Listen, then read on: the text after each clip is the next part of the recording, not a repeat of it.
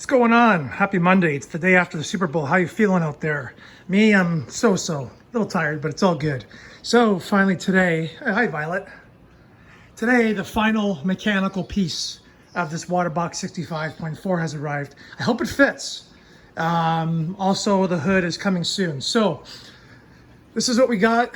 Protein skimmer. What are we going to use in the 65.4? Just came in the mail. Complete disaster. Spent $110 or $120 in shipping and duties from UPS just to get this little box here, and it only weighs like 2 pounds. So what do we got, guys? The CAD lights PLS 50 Elite 2, the newest version. Very slim, fits anywhere, but a very good skimmer. Very quiet, good reviews. Thank you to Antonio at Eat Sleep Reef. He is the one that kind of got a hold of me and said, you got to try this one. This one should fit. This one should work well. He had it on his JBJ 45 in his old videos. So I decided to give it a try as well. So stick with me here. Then we're going to show you kind of what's going on and how it's going to set up. Okay, so what I did was I washed it all the parts. There's lots of little bits of styrofoam and you don't know what's in it, dust, things like that. So just gave it a quick rinse with some regular tap water. No big deal on that. So this thing's really easy to assemble. This is their bracket that will hang on the back, or you could take it off and put it in the sump. You can do either or. There's suction cups on the bottom of the motor, and they work really well. So there's your air line that goes to your pinwheel impeller, hooked up to a silencer. Now the other thing that's kind of neat is you have an adjuster here, so you can move things around. You can also turn the motor in different directions to fit wherever it is. So let's just say that this is the front that you're gonna see, and I don't have enough room front to back. I can turn the motor 90 degrees this way, and then it'll fit in the chamber, because I know this is gonna be pretty tight, but this is probably the biggest skimmer you can get that's gonna fit in this 65.4 water box. So the only thing I did was, there's a little bit extra hose, cut that. They also give you this. This is just a tube. There's an outlet back here. And you can run this to a cup for your skimmate if you don't want to empty the container, or if you're going to go on holidays, things like that. So far so good. The acrylic is really nice and thick. It seems like it's good quality, no scratches on it. Looks very well made. Like I said, the only issue was the original $15 shipping. I then had to give them another $50, and then I had to give $60 to UPS. So this $150 US skimmer probably cost me $300 by the time I got here. So this thing better be good. So just be aware if you're ever going to deal with CAD lights, if you can get a hold of them. They're very hard to get a hold of. They don't answer the phone. They don't email you back. Very bad customer service. I've heard that through some other people as well. But hopefully this thing performs like it's supposed to perform. So what we're going to do now is we are going to take off this lid, and we are going to find a spot here in the back chamber and try to set this bad boy up. So stay tuned. Okay, I know my wife's going to say, that looks ugly. Obviously, people, that's what you got to do with these skimmers. So there is a line on here that says water level adjusting. They want that to be the water line in the sump. So right now the sump is about an inch lower. So all I had done was put the screws in the back of this plate. I had not actually adjusted it yet. So we're going to take this little screw here I forgot about, back this off. Okay. So that's where it's going to sit because of this ledge. So we are about 3/4 of an inch away from meeting our desired spot. So this is not too bad actually, because by lowering the skimmer, it's also going to take this thing out of the air a little bit and bring it down lower, which would be a little bit more cosmetically pleasing as well. So I'm going to take it back out, take the 2 screws off the back bracket, drop the skimmer, and it looks like. And by the way, guys, just wanted to show you.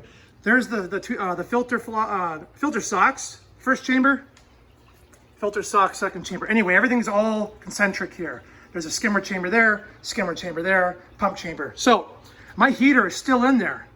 This thing dropped in just beautifully, tons of room, awesome. Super happy about that, super stoked. So now we just got to get the water level adjustment correct, and then we will fire it up. Okay, I didn't want to make this video too long. Hope you guys are enjoying everything, this journey with me on this beautiful tank. One of the reasons why I wanted an all-in-one tank was obviously I had some experience with the Fluval Evo 13.5.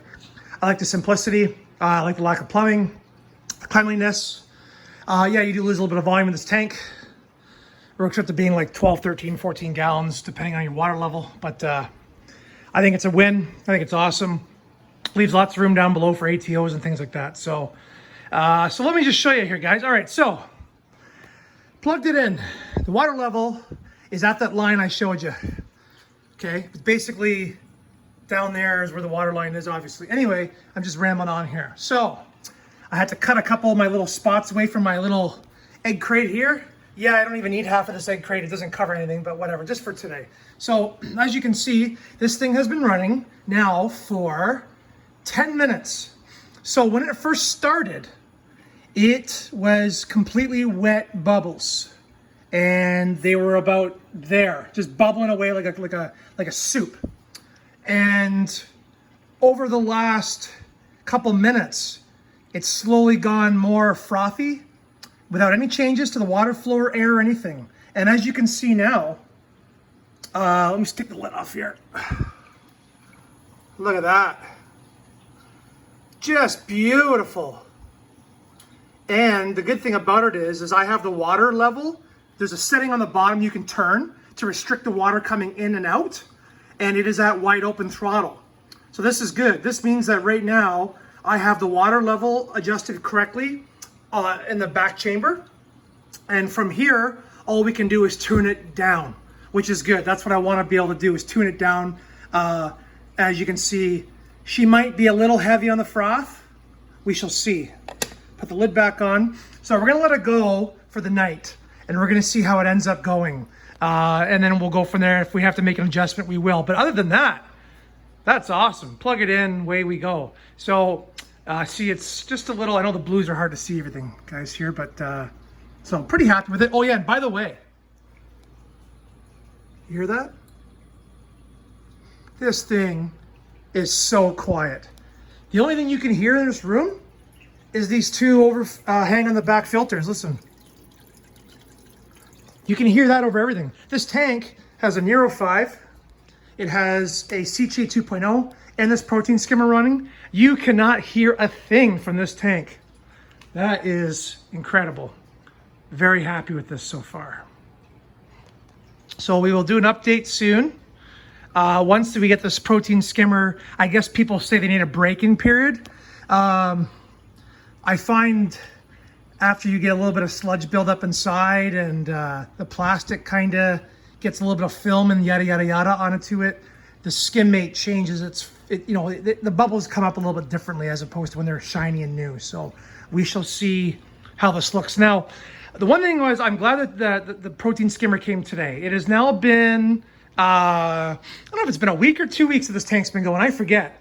But we did a lot of Fritzheim 9 turbo start bacteria in this tank. You do not want to run a protein skimmer at the very beginning when you're doing that, because the skimmer will take all that expensive bacteria that you just put in, because the bacteria needs time, according to the directions, to settle in substrate, rocks, all that kind of good stuff. So we're safe to now put the skimmer on, which is good. We need to. And as you can see, I have a little bit of dinos. So if you can see a little bit of brown. So I checked my phosphates yesterday, and they were, 0.1, I think. So we're kind of getting to that point here from me feeding these fish. And I've been feeding them, when I'm home a lot, I feed them a lot more just to even it out. These guys are in quarantine, so I feed them like 3 times a day. But so this is kind of like the ugly stage, even though we want to avoid the ugly stage. I understand. I've been so busy with work. I can't always test everything every day. However, I know that this little bit of brown on here will be gone very shortly. So I'm going to do another phosphate check today. Actually, it's good that the protein skimmer is now on. This is going to help get rid of some of that organic waste in the water that is also causing some of these issues that we're seeing right now. And I'm going to check my phosphates again in a little bit once we get situated here. And either this tank's had no water changes. It's had nothing so far, guys. Nothing. This is all the original stuff. So wanted to leave it for a while to let the bacteria and all that stuff do its thing. So anyway, rambling on, the Cadlights PLS 50 Elite 2. Very good skimmer. Fits in the 65.4 water box all-in-one, no problem. As you can see, yeah, skimmer's a little bit of an eyesore and an all-in-one. My wife's gonna be like, what the heck is that? But that's okay. So as you can see right away, beautiful froth coming off. It's doing its job. Whisper quiet. I just didn't like the customer service from the company. That needs a lot of work. They want to sell more of these things. They're gonna have to step up that game. Other than that, it's a $150 US skimmer. Beautiful construction, looks good, easy to put together. I give it 5 stars for the quality and how it runs so far. We'll do an update on it later on. Okay, everybody, have a great night.